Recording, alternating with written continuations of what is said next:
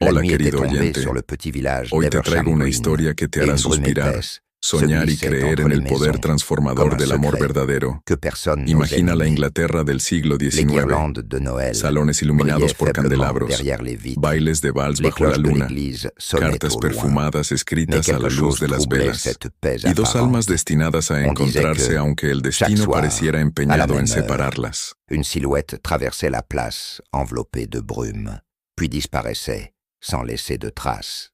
Ce Noël-là, Miss Marple, la douce vieille dame au tricot redoutable et au regard plus affûté qu'une loupe de détective, avait justement choisi Eversham Green pour se reposer quelques jours. Elle pensait y trouver le charme simple de la campagne anglaise, les chants de Noël et le thé au coin du feu.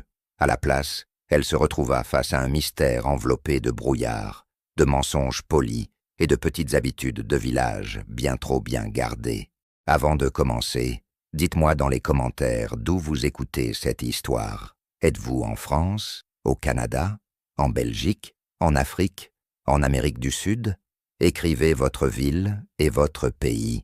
J'adore imaginer ce village de lecteurs et d'auditeurs réunis autour de Miss Marple dans le monde entier. La première fois que Miss Marple entendit parler de la brume d'Eversham Green, elle se trouvait devant le feu de la cheminée, dans le salon confortable de la famille Ashford, chez qui elle était invitée pour les fêtes. Lady Béatrice Ashford, grande dame aux perles discrètes et à la voix légèrement tremblante, venait de lui servir une tasse de thé parfaitement infusée, tandis que la neige frappait doucement les vitres. « Ma chère Miss Marple, dit Lady Béatrice, je crains que notre village ne soit plus aussi paisible qu'autrefois. Depuis quelques soirs, il se passe quelque chose sur la place. » Elle baissa la voix, comme si les murs eux-mêmes pouvaient écouter. Une silhouette apparaît dans la brume, traverse Eversham Green, puis s'évanouit. Miss Marple leva des yeux intéressés de sa tasse. Elle connaissait bien ce ton-là. Ce n'était pas l'exagération d'un commérage ordinaire, mais l'inquiétude véritable d'une femme habituée à voir les choses à leur juste mesure. « Une silhouette, à la même heure ?» demanda-t-elle doucement. Le colonel Ashford, assis dans son fauteuil de cuir, fit un petit bruit désapprobateur. « Baliverne, dit-il, probablement un gamin qui s'amuse.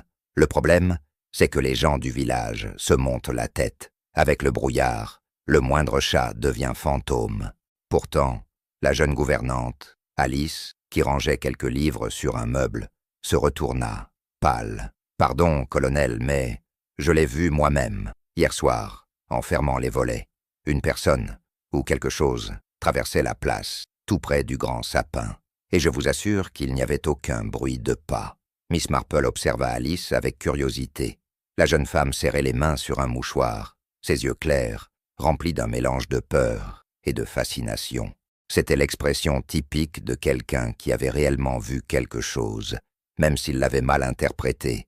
Les habitants de St. Mary Mead avaient souvent la même. « Dites-moi, ma chère, à quelle heure cela se produit-il » demanda Miss Marple avec douceur. Elle posa sa tasse, signe que la conversation devenait sérieuse pour elle. Dans son esprit, des souvenirs de vieilles histoires de villages anglais commençaient déjà à se réveiller. « Toujours autour de 22 heures, répondit Alice, juste après que les cloches de l'église sonnent l'heure. La place est déserte, tout le monde est rentré chez soi à cause du froid, et c'est là que la brume devient plus épaisse, comme si elle attendait quelqu'un. » Lady Béatrice frissonna et rapprocha son châle de ses épaules. « Et pour couronner le tout, ajouta-t-elle, depuis que cette silhouette est apparue, il se produit de petits incidents étranges.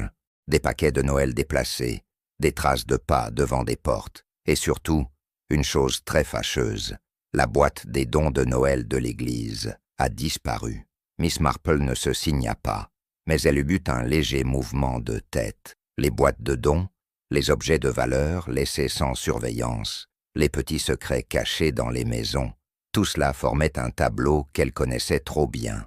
La brume n'était peut-être qu'un décor, mais le cœur du mystère, lui, était bien humain. « Eh bien, dit-elle calmement, si vous le permettez, Lady Béatrice, je crois que ce Noël à Eversham Green sera instructif. Il n'y a rien de plus révélateur du caractère des gens que ce qu'ils font dans l'ombre, lorsque la brume tombe et que tout le monde pense qu'on ne regarde plus. Le lendemain matin, Miss Marple se leva plus tôt que d'habitude, bien décidée à prendre la température d'Eversham Green. Elle savait par expérience qu'un village en période de Noël était un endroit idéal pour observer les petits drames humains qui se cachaient derrière les guirlandes et les sourires polis.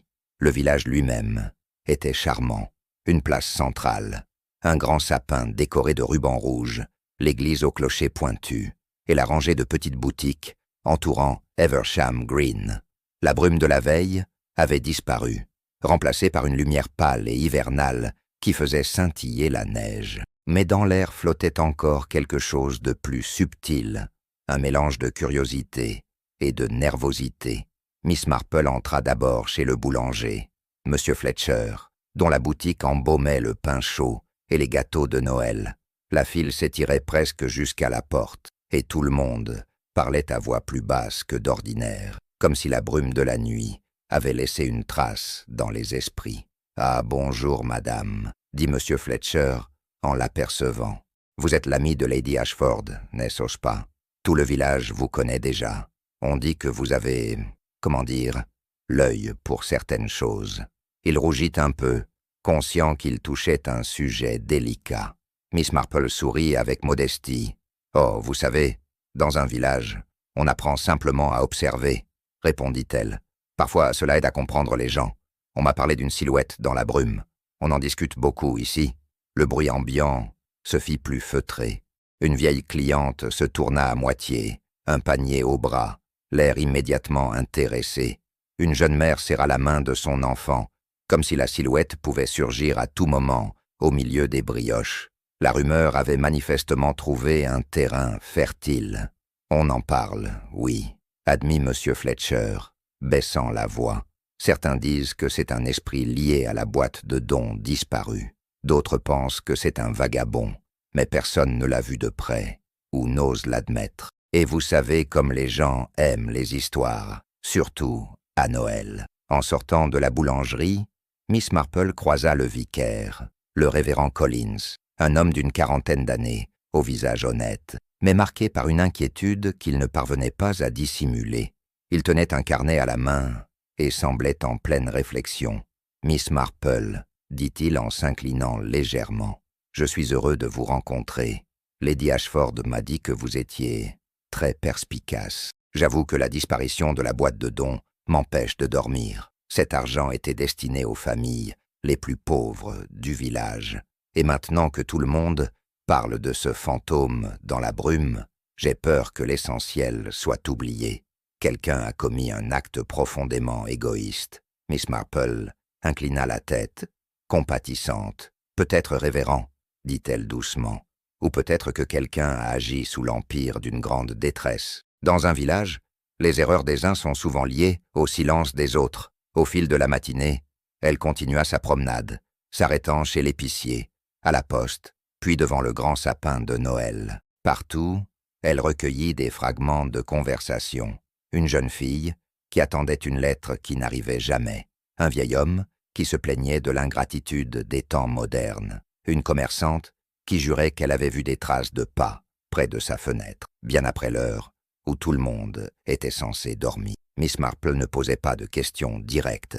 Elle laissait les gens parler, commentait de petites choses, faisait quelques remarques sur le temps et les décorations. Mais son esprit, lui, classait déjà les détails, les heures, les lieux, les réactions.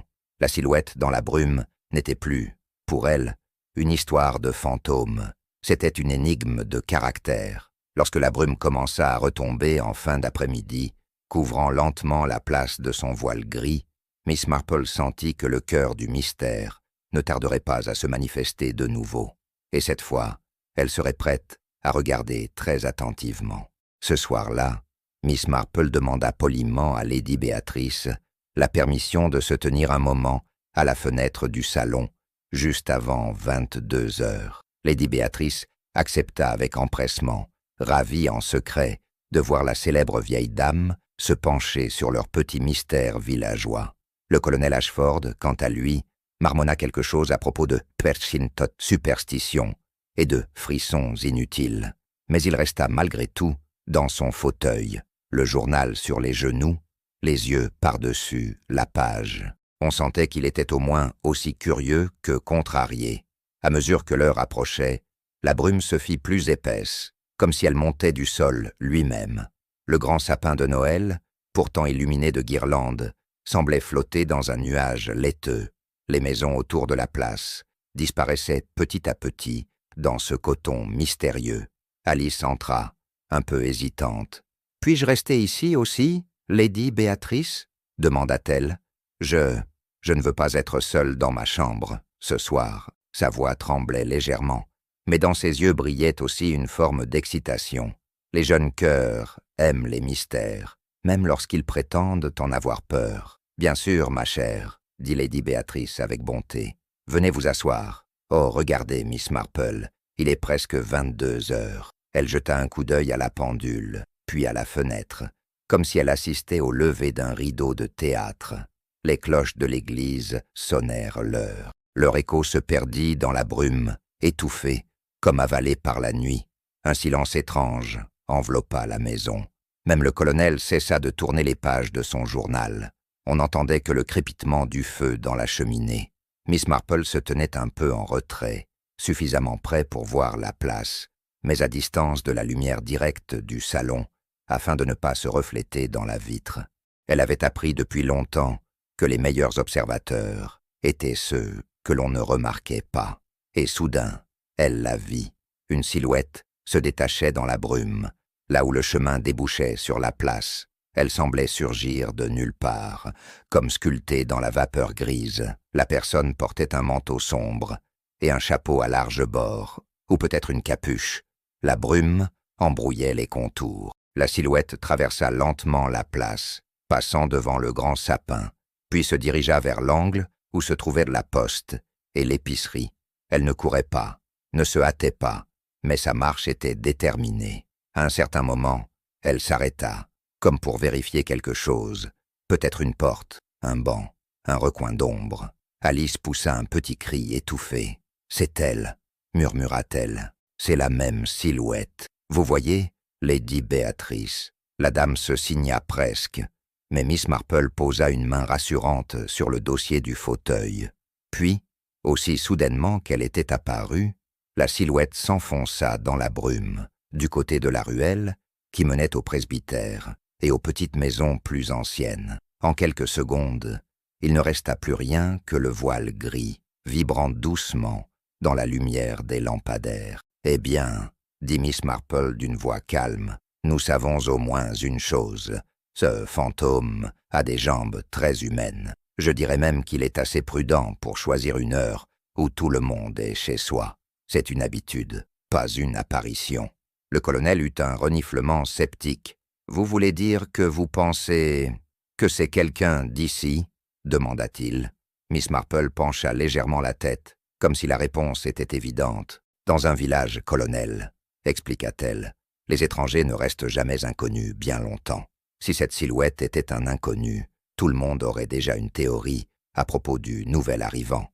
Non, non, je crois que c'est quelqu'un que tout le monde connaît, mais que personne ne veut imaginer dans la brume. Et c'est précisément là que le casse-tête devient intéressant. » Le lendemain, la visite de Miss Marple prit un ton encore plus discret.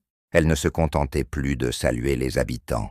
Elle observait qui baissait les yeux lorsqu'on évoquait la brume, qui se montrait trop prompte à plaisanter, qui, au contraire, se fâchait brusquement à la moindre allusion. Chez l'épicier, M. Harper, un homme maigre au regard fuyant. Elle remarqua qu'il sursautait à chaque fois que quelqu'un mentionnait la disparition de la boîte de dons. « C'est une honte, bien sûr, » dit-il, en rangeant nerveusement des boîtes sur les étagères. « Mais je suis sûr que le coupable finira par rendre l'argent. Personne ici n'oserait priver les pauvres. Pas vrai ?» Sa voix sonnait un peu trop insistante. À la poste, Madame Wilkins, la postière, parlait d'un ton plus posé, mais ses doigts joillaient avec les enveloppes, comme si elles contenaient des secrets brûlants. « Ce qui est étrange, » dit-elle, « ce n'est pas seulement cette silhouette, c'est que, ces derniers jours, j'ai vu plusieurs lettres qui ne sont jamais parties. des lettres écrites, puis retirées au dernier moment, comme si certaines personnes avaient voulu dire la vérité, puis avaient changé d'avis. Miss Marple releva cette information avec un intérêt particulier. Les lettres non envoyées étaient, à ses yeux, le reflet le plus pur des consciences hésitantes. On y trouvait souvent les aveux que l'on n'osait pas prononcer à voix haute. Au presbytère, le révérend Collins lui confia qu'il avait remarqué d'étranges allées et venues près de l'église, tard dans la soirée. « Je pensais d'abord que c'était de simples amoureux, » dit-il avec un léger sourire gêné. « Mais il y a une tension différente dans l'air, comme si quelqu'un cherchait quelque chose ou venait vérifier un secret caché. » En observant les enfants jouer sur la neige près de la place, Miss Marple entendit aussi des bribes de conversation. « Maman dit qu'on doit rentrer plus tôt, maintenant, à cause du fantôme, » disait une fillette. Son camarade répliqua. « Ce n'est pas un fantôme, c'est quelqu'un qui a pris les pièces de l'église et qui va tout rendre à Noël, comme dans les histoires. » Les enfants simplifiaient le monde, mais ils reflétaient souvent les espoirs des adultes. De retour chez les Ashford, Miss Marple passa un long moment à tricoter, en silence, son aiguille, cliquetant à un rythme régulier. Lady Béatrice la regardait parfois avec curiosité, se demandant ce qui se tramait derrière ses yeux paisibles. Le colonel, lui, prétendait lire, mais posait régulièrement son journal pour lancer un commentaire sur l'imagination débordante du village. Miss Marple, cependant, voyait déjà se dessiner certains motifs. Un village, pensait-elle, est comme un tricot. Chaque maille est reliée aux autres. Tire-t-on trop fort sur un fil, et tout le motif se déforme. La silhouette dans la brume, la boîte de dons disparue, les lettres non envoyées, les regards fuyants. Tout cela formait un ensemble qui, tôt ou tard, prendrait un sens. Elle savait qu'il lui manquait encore une pièce essentielle, un lien plus intime, plus personnel, quelqu'un qui souffrait ou qui avait peur. Dans les crimes sans violence, on trouvait souvent une blessure cachée, un cœur acculé, plutôt qu'un esprit cruel. Et Miss Marple avait appris, depuis longtemps, à chercher d'abord les chagrins derrière les fautes. Lorsque le soir, la brume revint se poser sur Eversham Green, Miss Marple sentit qu'elle se rapprochait de ce cœur blessé, même si elle n'en connaissait pas encore le visage. Ce fut Alice, la jeune gouvernante, qui donna à Miss Marple le premier fil vraiment solide. Ce soir-là, après le dîner, alors que Lady Béatrice écrivait des cartes de vœux et que le colonel s'était retiré dans son bureau, Alice vint frapper doucement à la porte de la chambre de Miss Marple. « Entrez, ma chère, » dit Miss Marple. « Je viens de terminer un rang particulièrement compliqué, un peu comme notre mystère, n'est-ce pas ?» Elle leva les yeux avec un sourire encourageant. Alice tenait un petit châle sur ses épaules, comme si elle avait froid, mais Miss Marple vit aussitôt que ce n'était pas la température qui la faisait trembler. « Miss Marple, » commença Alice d'une voix hésitante, « je ne peux pas dormir. Je n'arrête pas de penser à cette silhouette, et je me dis que peut-être je devrais vous dire certaines choses, mais j'ai peur de paraître ridicule. » Miss Marple posa son tricot sur ses genoux. « Les choses qui pèsent sur un cœur ne sont jamais ridicules, ma chère, » dit-elle doucement. « Et je vous assure que j'ai entendu, dans ma vie, bien des histoires qui, au premier abord, semblaient étranges, mais elles prenaient tout sens lorsqu'on les regardait avec bonté. » Alice hésita encore, puis s'assit sur le bord du lit, les mains jointes. « Vous savez, » dit-elle, « je ne suis pas née ici. Je viens d'un autre village, plus loin. J'ai accepté cette place chez les Ashford parce que j'avais besoin de fuir certaines choses. Il y a des lettres que j'ai reçues, que j'ai brûlées, d'autres que je n'ai jamais osé envoyer. Et maintenant, avec ce qui se passe sur la place, j'ai l'impression que mon passé me poursuit. » Miss Marple inclina légèrement la tête. « Est-ce que vous pensez, ma chère, que la silhouette dans la brume est liée à votre passé ?» demanda-t-elle sans dureté, comme si elle parlait d'un simple changement de temps. Alice sursauta. « Je ne sais pas, mais hier j'ai cru reconnaître quelque chose dans sa démarche, une façon de tenir les épaules, peut-être. Cela m'a rappelé quelqu'un que j'ai connu, quelqu'un qui m'en voulait de l'avoir laissé. Elle se tut un moment, puis reprit. « Pourtant, je ne veux accuser personne. Peut-être que ce n'est qu'une illusion. Le brouillard joue des tours, n'est-ce pas? Mais depuis la disparition de la boîte de dons, je me dis que tout le monde va chercher un coupable. Et j'ai peur que l'on se trompe, ou que l'on me soupçonne. » Miss Marple posa une main légère sur celle d'Alice. « Les gens se trompent souvent, dit-elle, mais la vérité finit toujours par se montrer, surtout lorsqu'on l'aide un peu. Dites-moi, ma chère, avez-vous remarqué quelque chose d'inhabituel ces derniers jours? Des visites tardives, des objets déplacés, des conversations chuchotées? Même les choses qui vous semblent insignifiantes peuvent être importantes. » Alice réfléchit. « J'ai vu le révérend Collins près de l'église, plus tard que d'habitude, avant-hier soir, dit-elle. Il avait l'air préoccupé, mais il m'a simplement dit qu'il vérifiait les décorations. Et puis, Madame Wilkins est venue parler à Lady Béatrice, en privé, avant que la disparition ne soit connue de tous. Elle avait l'air très troublée. Miss Marple hocha doucement la tête. Les fils commençaient à se croiser. Le vicaire inquiet, la postière troublée, la jeune gouvernante hantée par son passé, la silhouette déterminée dans la brume. Tout cela racontait une histoire encore cachée, mais désormais proche de la surface. « Ma chère Alice, dit Miss Marple avec un sourire rassurant, je vous remercie de m'avoir parlé. Vous n'avez rien à craindre de moi. Les secrets, lorsqu'ils sont confiés avec confiance, peuvent parfois devenir le début d'une délivrance. Et je crois que ce Noël, à Eversham Green, sera, pour plusieurs personnes, un moment de vérité. Mais une vérité sans violence, si Dieu le veut.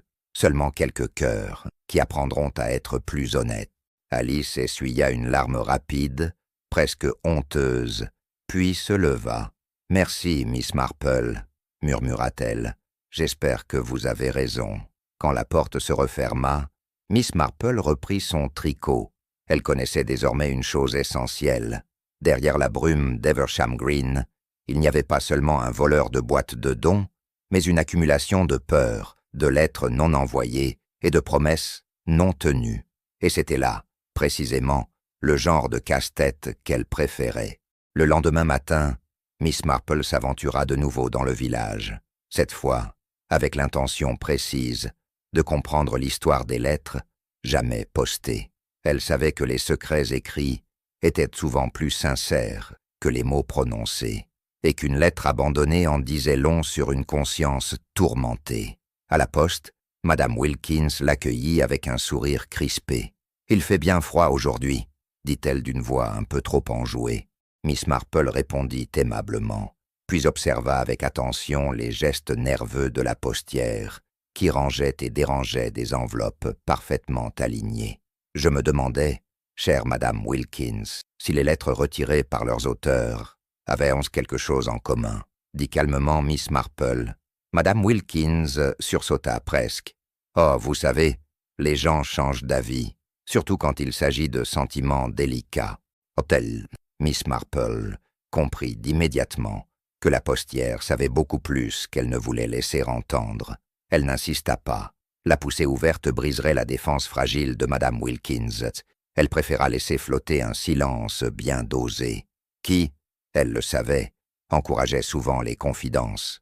Et cela marcha. « Il y avait une lettre qui m'a troublé, » murmura finalement Madame Wilkins. Une lettre écrite d'une main tremblante. Une lettre qui parlait de regrets, de pardon et d'argent perdu. Mais l'auteur est revenu la réclamer avant que je puisse la lire complètement. Miss Marple pencha légèrement la tête. « Une lettre de regret est toujours une lettre précieuse, » dit-elle avec douceur, « surtout quand il s'agit d'argent destiné aux autres. Vous souvenez-vous du nom sur l'enveloppe ?» Madame Wilkins hésita longuement. Enfin, elle secoua la tête. « Je ne crois pas devoir, mais je peux vous dire que ce n'était pas une personne que l'on soupçonnerait. Quelqu'un qui a l'habitude d'aider les autres.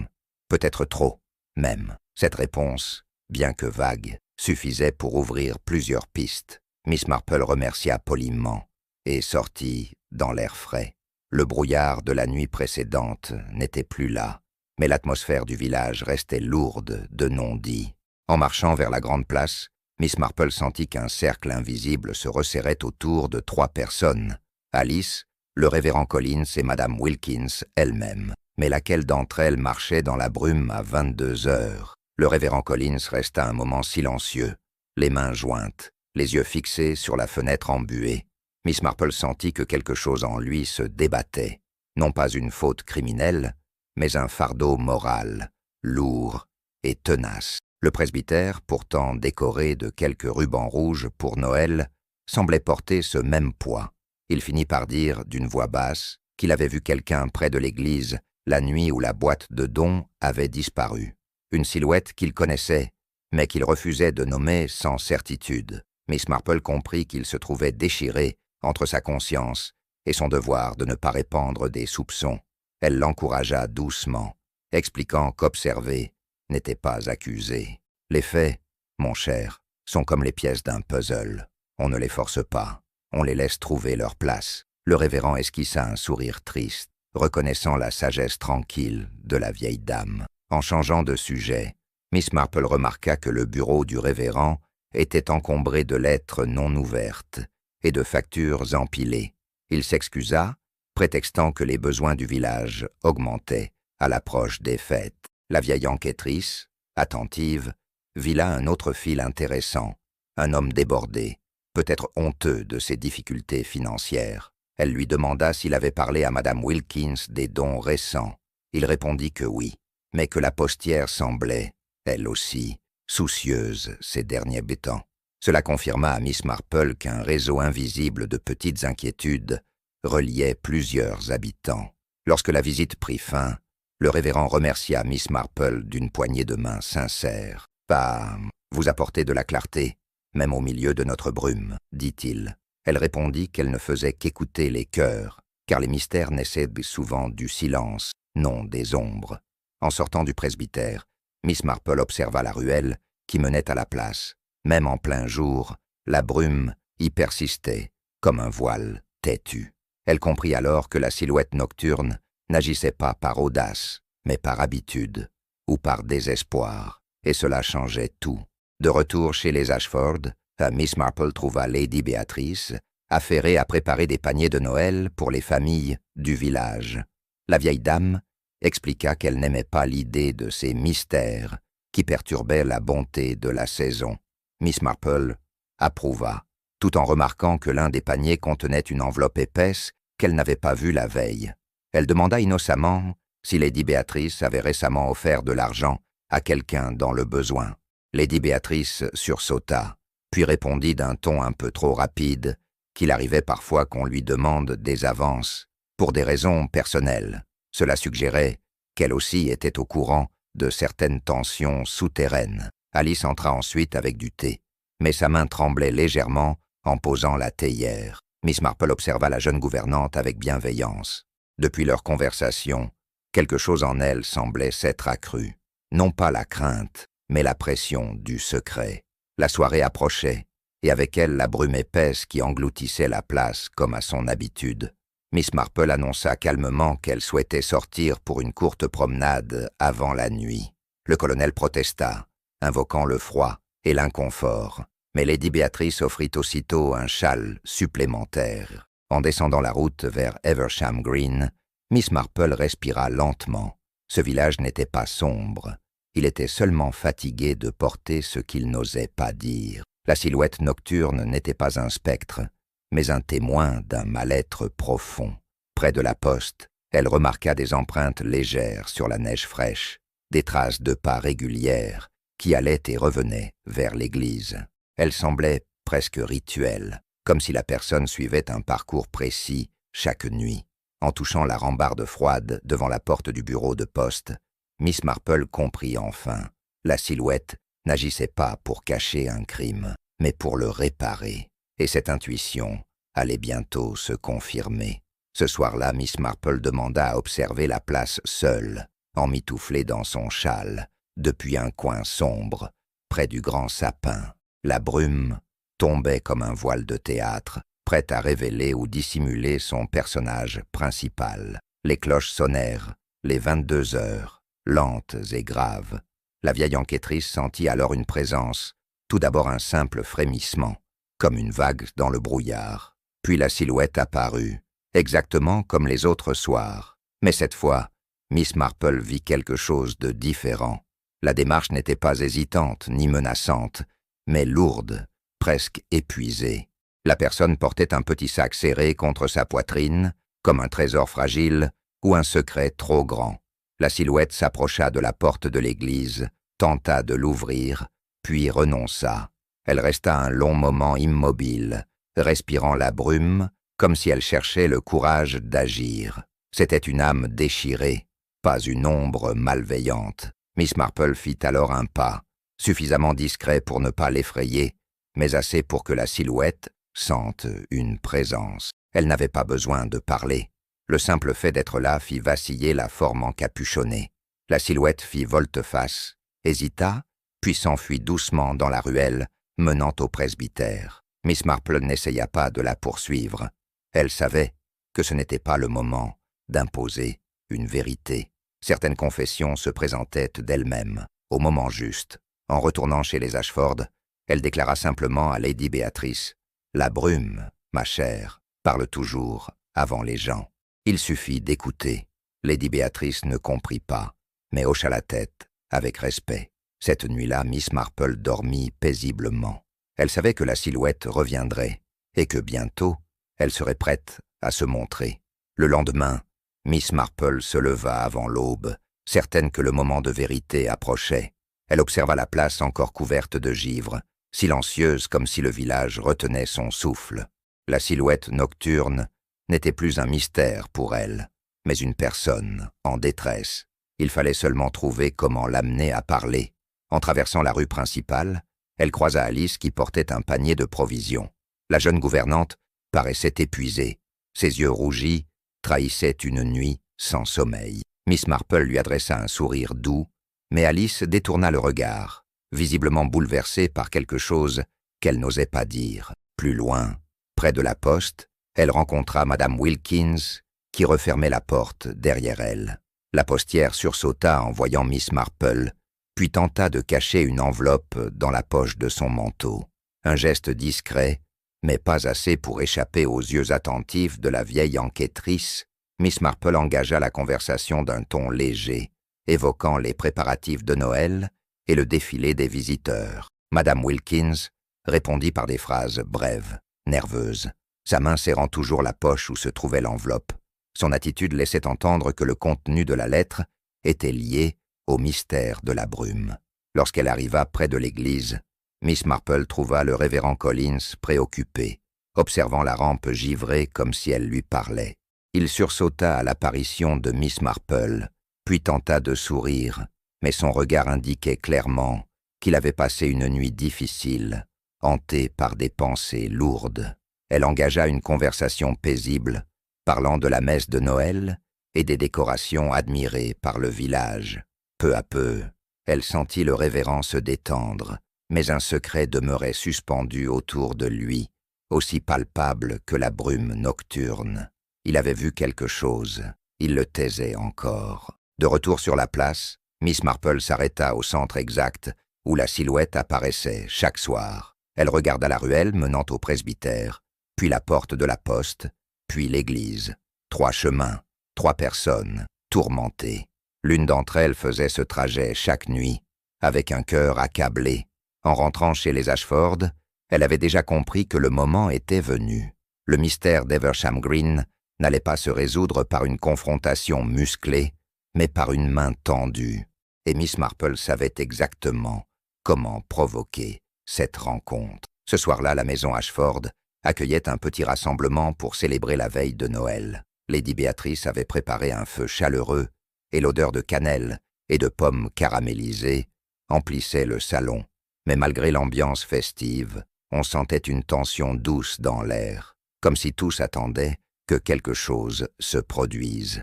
Miss Marple observa chacun des invités avec discrétion. Alice, nerveuse, se tenait près de la cheminée, ses doigts jouant avec un ruban défait. Madame Wilkins arrivait à peine à sourire, comme si elle portait une lourde décision. Quant au révérend Collins, il s'isolait souvent près de la fenêtre, observant la brume qui enveloppait doucement la place. Lady Béatrice, inquiète de l'atmosphère, demanda à Miss Marple si tout allait bien. La vieille dame répondit que parfois, la vérité avait simplement besoin d'un moment de chaleur pour se sentir assez forte pour sortir. Les cœurs sont plus bavards lorsque les flammes dansent, dit-elle avec un clin d'œil. Alors que les horloges approchaient de 22 heures, Miss Marple proposa à chacun de se rendre quelques minutes sur le perron pour admirer la brume d'hiver avant les chants de Noël. Tous acceptèrent, par politesse ou par curiosité. La vieille dame savait que c'était maintenant ou jamais. La brume tombait lourdement, comme chaque soir, s'accrochant au toit et flottant autour du grand sapin. Le village semblait respirer au ralenti, retenu dans un silence presque sacré. Les cloches de l'église sonnèrent l'heure. À ce moment précis, une silhouette apparut dans la ruelle. Les invités retinrent leur souffle. Alice pâlit. Madame Wilkins baissa les yeux. Le révérend Collins ferma les poings, comme s'il s'apprêtait à accompagner un aveu difficile. Miss Marple, elle, resta parfaitement immobile. Elle savait que la silhouette n'était pas venue pour voler, ni pour effrayer, mais pour accomplir un acte qu'elle n'avait jamais pu réaliser en plein jour. Ce soir-là, pour la première fois, la silhouette s'arrêta, et elle leva la tête. La silhouette s'avança lentement vers le perron, serrant contre sa poitrine le petit sac qu'elle portait chaque nuit. Lorsqu'elle entra dans la faible lumière du lampadaire, son visage émergea doucement, et ce fut Madame Wilkins qui détourna la tête en premier, ses larmes roulant silencieusement. Ce n'était ni un inconnu, ni un revenant. C'était Alice. La jeune gouvernante tremblait, mais son regard cherchait Miss Marple, comme si la vieille dame était la seule capable de la comprendre. Le silence autour d'elle était profond, presque fragile. La brume semblait retenir chaque mot à venir. Alice avança d'un pas, puis d'un autre, serrant toujours le petit sac. Je voulais le rendre, murmura-t-elle, mais je n'y arrivais pas seule. Chaque soir, j'essayais, mais je n'arrivais jamais à entrer. Le révérend Collins ferma les yeux, visiblement soulagé et accablé à la fois. Il avait deviné, mais n'avait pas voulu l'imaginer. Lady Béatrice porta une main à sa bouche, stupéfaite, mais sans colère. Le colonel resta immobile, les bras croisés, mais moins sévère qu'il ne l'aurait voulu. Miss Marple s'approcha avec une douceur infinie. « Vous n'avez blessé personne, ma chère, » dit-elle. « Mais vous portiez un poids trop lourd pour vos épaules. Dites-nous ce qui vous tourmente. Nous vous écoutons. » Alice éclata en sanglots silencieux. Elle expliqua que la boîte de dons n'avait pas été volée par cupidité. Elle l'avait trouvée ouverte, vide, près de l'église, et avait cru que son passé trouble et les lettres jamais envoyées feraient d'elle une coupable idéale. Terrifiée, elle avait ramassé le contenu dispersé et l'avait caché, se promettant de le rendre, mais chaque nuit, la peur l'avait paralysée. Madame Wilkins s'approcha alors. « Alice, c'était ma faute, » dit-elle d'une voix tremblante. « J'ai retiré une lettre que je voulais poster à mon frère. Je lui demandais de l'aide. J'étais honteuse. Quand la boîte a disparu, j'ai paniqué. J'ai dit que quelqu'un rôdait, et tout a empiré. » Le révérend Collins ajouta à son tour « J'ai vu Alice près de l'église, mais je n'ai rien dit pour ne pas provoquer un scandale inutile. Je pensais pouvoir l'aider discrètement, mais j'ai attendu trop longtemps. » Miss Marple sourit doucement. « Voilà comment les brumes naissent, mes amis, de malentendus, de peur, d'orgueil silencieux. Mais ce soir, nous pouvons dissiper tout cela, ensemble. » Alice ouvrit enfin le sac. À l'intérieur se trouvaient les dons de Noël, soigneusement protégés. La vérité, elle aussi, avait été préservée.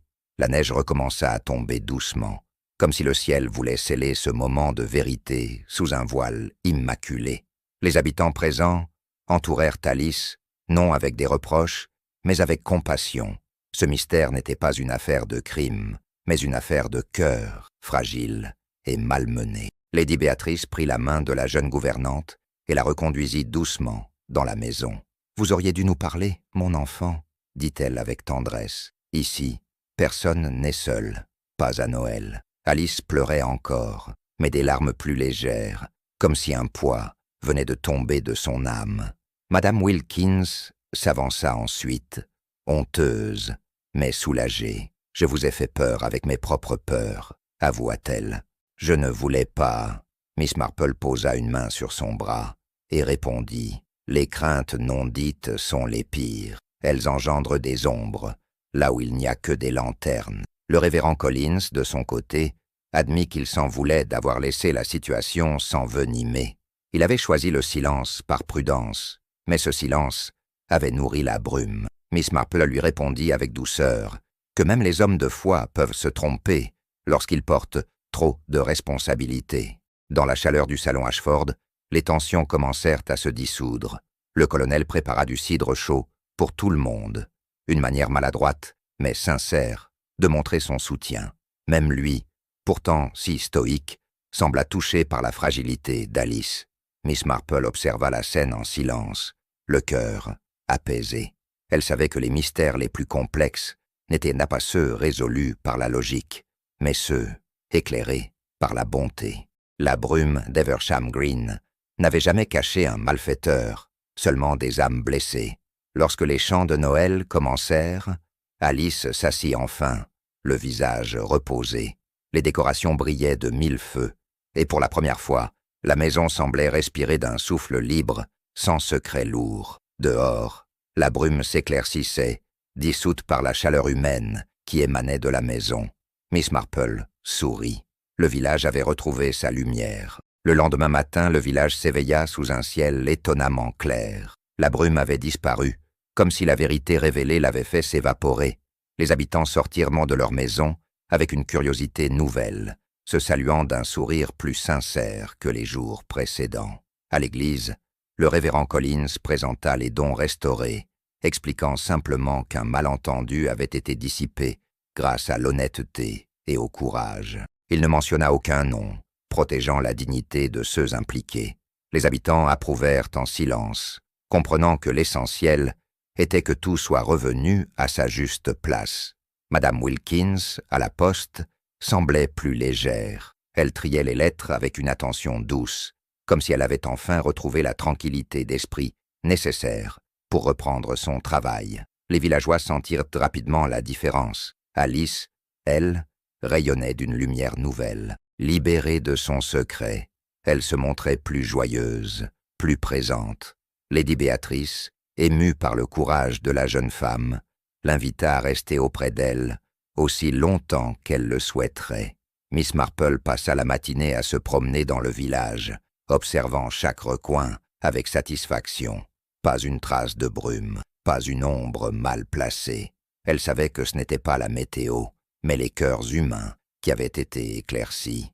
En traversant la place, elle s'arrêta devant le grand sapin, maintenant entouré de rires d'enfants. Les traces de pas régulières avaient disparu. Il ne restait que celles de la matinée, joyeusement désordonnée. Le village avait retrouvé son rythme. Alors qu'elle s'apprêtait à retourner chez les Ashford, plusieurs habitants la saluèrent avec reconnaissance. Ils ne connaissaient pas tous les détails, mais ils savaient qu'elle avait été, d'une manière ou d'une autre, la lumière qui avait dissipé la brume. Dans l'air froid mais limpide d'Eversham Green, Miss Marple sentit la douce certitude que son séjour ici avait été exactement ce qu'il devait être. Une petite leçon de Noël, discrète mais profonde. L'après-midi suivant, la maison Ashford était pleine de rires et de parfums sucrés.